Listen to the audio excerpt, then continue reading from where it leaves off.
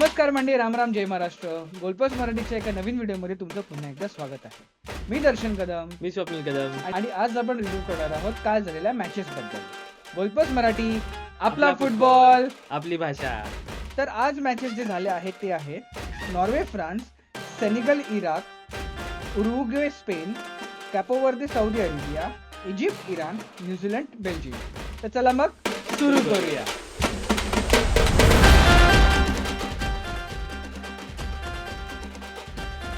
तर मग आपण आता पहिल्या मॅच बद्दल बोलायचं आहे, ती होती फ्रान्स आणि नॉर्वे. तर कालची फ्रान्स आणि नॉर्वेची जी मॅच झाली होती ती एकदम सुपरस्टार्स वाली मॅच होती. अशी हाईप होती, पण नॉर्वेने एक गुगली टाकलेली आहे अचानक भयानक मध्ये. आणि नॉर्वेने काल त्यांच्या लाईनअप मध्ये लिटरली त्यांची बी टीम खेळवली होती. आणि फ्रान्स ही एक ऑल इन गेली होती. त्यांचा लाईनअप तगडा होता त्यांच्या नेहमीसारखा. पण नॉर्वेने कुठेतरी असं हातचं राखून ठेवलं होतं. कदाचित ते लोक पुढच्या राऊंडला म्हणजे पुढच्या राऊंडसाठी आपल्या प्लेयर्सना थोडंसं तयार करतायत किंवा आराम देतात असं कुठेतरी वाटत होतं. बरोबर बोलला स्वप्नील. त्यांचा मॅनेजर सोलबॅकन ह्यांनी एक डोकं लावून फार उत्तम खेळी खेळली होती. इथे एक पॉलिटिकल गेम खेळला होता. त्यांनी नॉर्वेच्या ए टीमला किंवा त्यांचा जो स्टार प्लेअर आहे एर्लिंग हलांड ह्याला पिचमध्ये उतरवलंच नाही. कारण का त्यांची कुठेतरी ही पोझिशन आता फिक्स झाली होती ऑलरेडी. हो. आणि त्यांची आता ग्रुप स्टेज त्यांची नॉकआउट मॅच होणार ती स्वीडन बरोबर होणार आहे. म्हणून फ्रान्स बरोबर एवढं खेळणं इम्पॉर्टंट नव्हतं, कारण का इंजुरीचे चान्सेस असतात. प्लेयर रिव्हील्स होतात, स्टॅटिस्टिक्स रिव्हील्स होतात, गेम प्ले रिव्हील होतो पुढच्या मॅचेससाठी. म्हणून त्यांनी कदाचित ती बी टीम, मी म्हणेल बी टीम नाही म्हणू शकत, पण एक ओके टीम मॅच मध्ये उतरून फ्रान्स विरुद्ध म्हणजे खेळले होते बी ते. टीम ॲज सच नाही, पण त्यांचा जो बेंच स्ट्रेंथ होती ती त्यांनी काल फुल ऑन टेस्ट केली होती. काल कोणीच खेळलं नाही. लाइक सॉर्लॉथ नव्हता खेळला, हालांड नव्हता खेळला, ओडेगार्ड नव्हता खेळला. त्यांचे ते की प्लेयर्स जेवढे होते ना, इव्हन त्यांचा डिफेन्स तो पण म्हणजे असा नॉर्मलच वाटत होता. आणि at the same time France he all guns blazing गेली होती. फुल ऑन आपले सगळे सुपरस्टार त्यांनी उतरवले होते मैदानामध्ये. उस्मान डेम्बेले ह्याने पहिल्या अर्ध्या तासात हॅट्रिक मारली आहे मित्रा काल. हे कदाचित 40 वर्षामध्ये हे पहिल्यांदा झालेलं आहे. हा विक्रम मोडलेला आहे. कोणीतरी अर्ध्या तासात हॅट्रिक मारलेली आहे. पण Swapnil, I am not impressed ह्याच्या या हॅट्रिक मध्ये. मला असं काही वाव वाटलं नाही, कारण का ठीक आहे. त्याचे गोल्स बघता, त्याचे गोल्स खूप तुफान गोल होते. हम्म. म्हणजे असं नाही की त्याचा कुठलाही गोल मीडिओकर होता. त्याचे सगळे जे तिन्हीच्या तिन्ही गोल जे मारले त्याने ते एकदम फुल ऑन म्हणजे भारीवाले गोल मारले होते त्यांचे. पण त्याच वेळेला मला थोडेसे प्रश्न आहेत फ्रान्सच्या डिफेन्स बद्दल. कारण फ्रान्सचा डिफेन्स हा कुठेतरी शेकी वाटत होता. काही क्वेश्चन्स आहेत मला फ्रान्सच्या डिफेन्स बद्दल. कारण नॉर्वेची टीम ही कंटिन्युअसली शॉट्स घेत होती, टेस्ट करत होती त्यांना. पण त्यांचा डिफेन्स हा मला असं वाटलं तो कुठेतरी ओपन अप झाला आहे. तो एक क्वेश्चन असणार आहे खूप मोठा फ्रान्सबद्दल. त्याचबरोबर मला अजून एक गोष्ट इकडे सांगायची आहे, की जेव्हा सलिबा नसतो फ्रान्सच्या डिफेन्समध्ये, कारण सलिबा इंजर्ड होता त्याच्यामुळे काल तो खेळला नाही. पण जेव्हा सलिबा नव्हता तेव्हा फ्रान्सचा डिफेन्स हा खूप शेकी वाटत होता मला. डिफेन्स बद्दल बोलला स्वप्नील, पण मिडफील्ड हा चांगला परफॉर्मन्स झाला होता हां. फ्रान्सचा. चोमेनी आणि कोने ह्यांनी चांगला परफॉर्मन्स दिलाय. त्याच्यामध्ये चोमेनीचा एक असिस्ट सुद्धा आलेला आहे ह्याच्यामध्ये.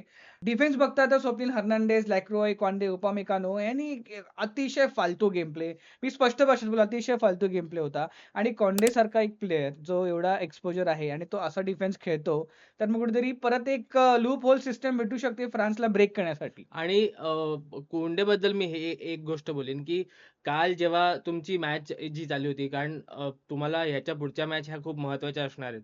आणि तेव्हाच जेव्हा तुम्हाला असं एक ऑप्शन होता, की तुमचे काय मेन प्लेयर्स तुम्ही रेस्ट देऊ शकता. त्यातला एक मेन प्लेयर आहे कोंडे. कारण राइट साइड हा संपूर्ण सांभाळून ठेवतो तो. आणि त्याला कदाचित काल आराम मिळू शकला असता. काल मालो गुस्तो त्यांच्याकडे एक चांगला ऑप्शन होता, तो खेळू शकला असता. पण त्याच वेळेला फ्रान्सची संपूर्ण टीम ही खेळत होती. सगळी ए टीम खेळत होती. आणि कदाचित याच्या पुढच्या येणाऱ्या ज्या नॉकआउट्सच्या मॅचेस जेव्हा होतील, तेव्हा कदाचित ते फिटनेसचा काहीतरी प्रॉब्लेम, कारण ऑलरेडी आपण बघतो यूएसमध्ये खूप गरमीचं वातावरण आहे आणि त्यामुळे सगळ्याच टीमना त्रास होतोय. त्रास तर होतो. त्याच्यामुळे फ्रान्सची टीम ही कदाचित थोडीशी किंवा इव्हन सबस्टिट्यूशन पण खूप त्यांनी लेट केले. लाइक 80-70 मिनिट्सला सबस्टिट्यूशन झाले त्यांचे. करेक्ट आहे. आणि त्यांचा अजून एक प्लेअर आहे ॲड्रियन रॅबिओ करके. हं. रॅबिओ त्यालाही खेळवलं नाही ह्या लोकांनी, पण एक तो डिसिजन चांगला असेल. मला ॲक्चुअली ना माइंडसेट समजलं नाहीये फ्रान्सच्या या कालच्या मॅचबद्दल. मी स्वतः कन्फ्युज्ड आहे, की फ्रान्सला आपण फेवर करायचं की नाही करायचं.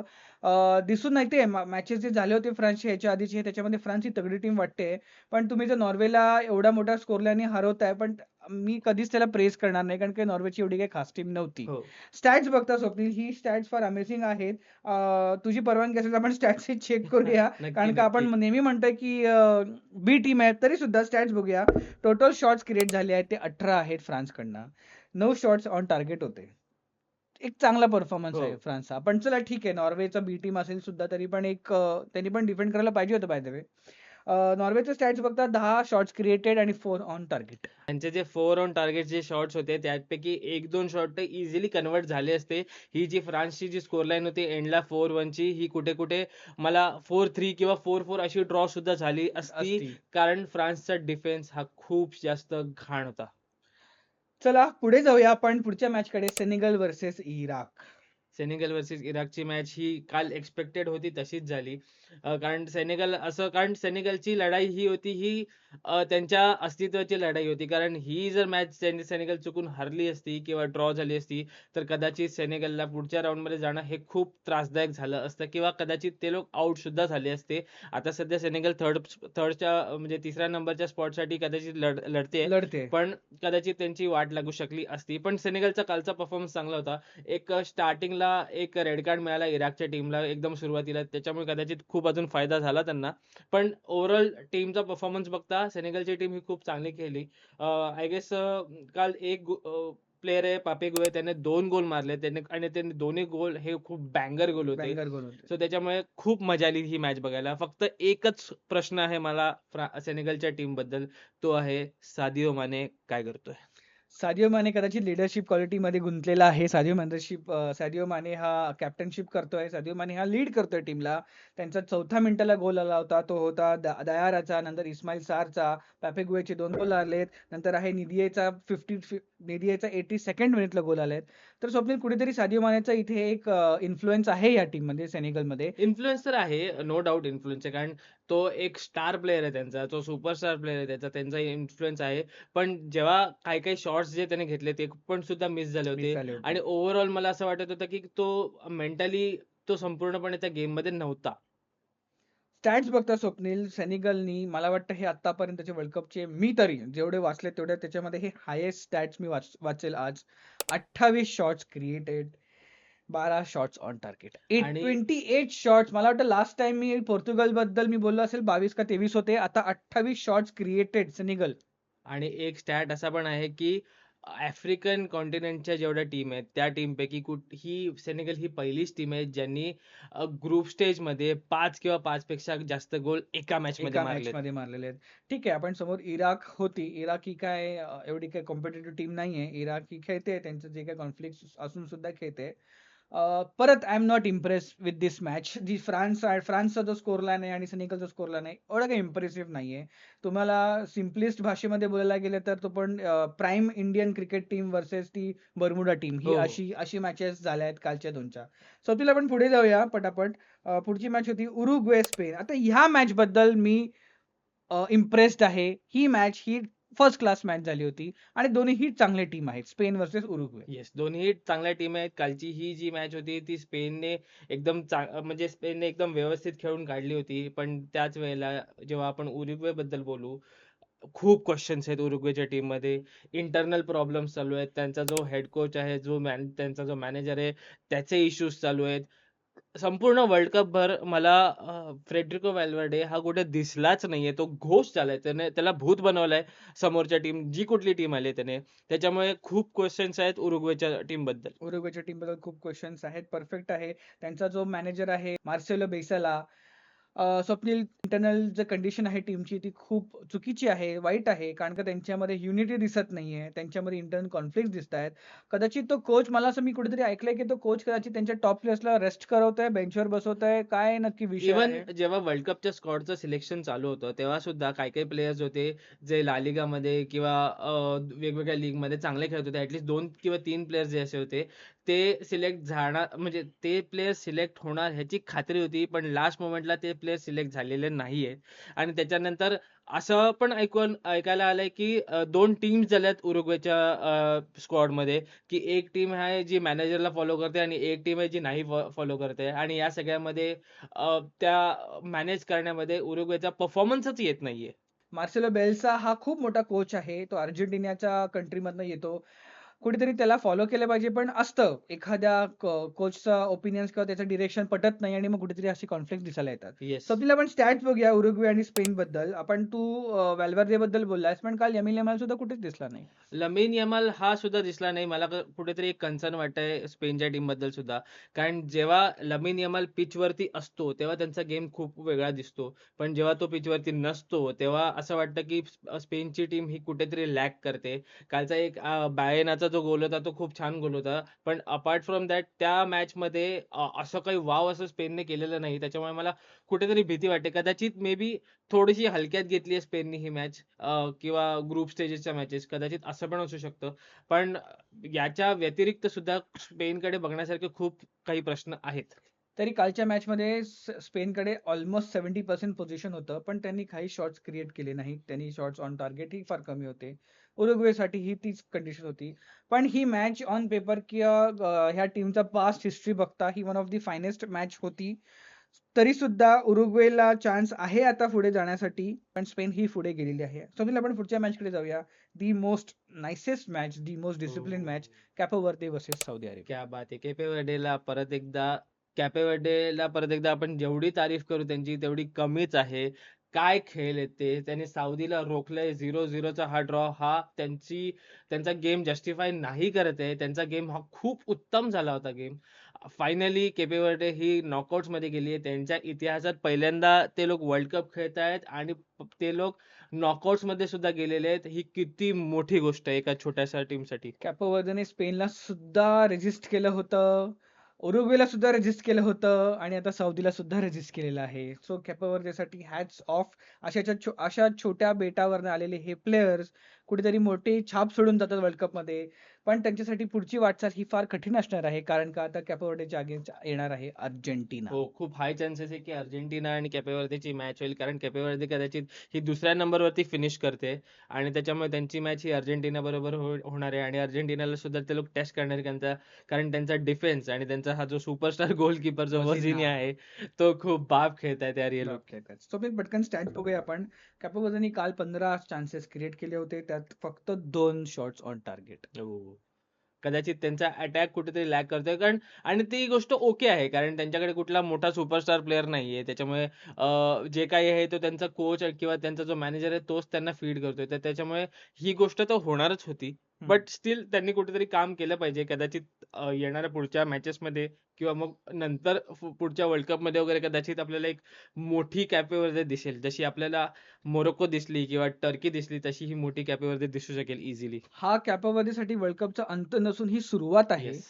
म्हणजे फक्त याच वर्ल्ड कपचं म्हणत नाही. कदाचित त्यांनी हाच कन्सिस्टन्सी आणि त्यांचा कोच आहे बबिस्ता यांनी ही त्याचं कन्सिस्टन्सी ठेवून, त्याचं डिरेक्शन ठेवून, थोडंसं अजूनही एफिशियन्सी वाढवून त्याच्या कोचिंग लाईनमध्ये आणि त्यांचे जे स्टाफमध्ये हे लोक कदाचित पुढच्या येणाऱ्या वर्ल्ड कप्समध्ये चांगले अजून उत्तम परफॉर्म करतील. कदाचित 2034 या वर्ल्ड कपमध्ये हे लोक नॉकआउट्समध्ये पोहोचू शकतात. Maybe. आणि असं झालेलं आहे. असे इतिहास आपण पुरखून काढले जमिनीतनं. तर अशीच हे जे आता टीम परफॉर्म करतायत ते कुठेतरी 8-10 वर्षापूर्वी कॅपो वर्दे सारखेच होते. हो. फक्त त्याला आपण ती कन्सिस्टन्सी ठेवली. हम्म. सो पुढे जाऊया आपण. पुढच्या मॅच मध्ये बघूया आपण. पुढे मॅच होती Egypt versus Iran. Egypt versus Iran ही मॅच पण खूप बाप झाली होती. द किंग मोहम्मद सलाह हा परत एकदा त्याने दाखवलाय तो काय इजिप्तची टीम सांभाळतोय. फुल कॅप्टन्स परफॉर्मन्स होता. 1-1 ड्रॉ जरी केला होता म्हणजे या मॅच मध्ये 1-1 चा ड्रॉ होता तरी सुद्धा ही मॅच खूप बाप झाली होती. इजिप्तचा अटॅक हा खूप चांगला वाटत होता आणि त्याच वेळेला इराणची टीम ही खूप ऑन पेपर तर स्ट्रॉंग आम्हाला वाटतच होती पण त्यांचा परफॉर्मन्स सुद्धा तेवढा स्ट्रॉंग वाटतोय. तेवढा स्ट्रॉंग वाटतं. स्टॅट्स बघूया आपण इजिप्त आणि इराणचे. इजिप्तनी काल 15 शॉट्स क्रिएट केले. त्यातले फक्त 3 ऑन टार्गेट आहेत. इराणनी 13 शॉट्स क्रिएट करून 4 ऑन टार्गेट आहेत.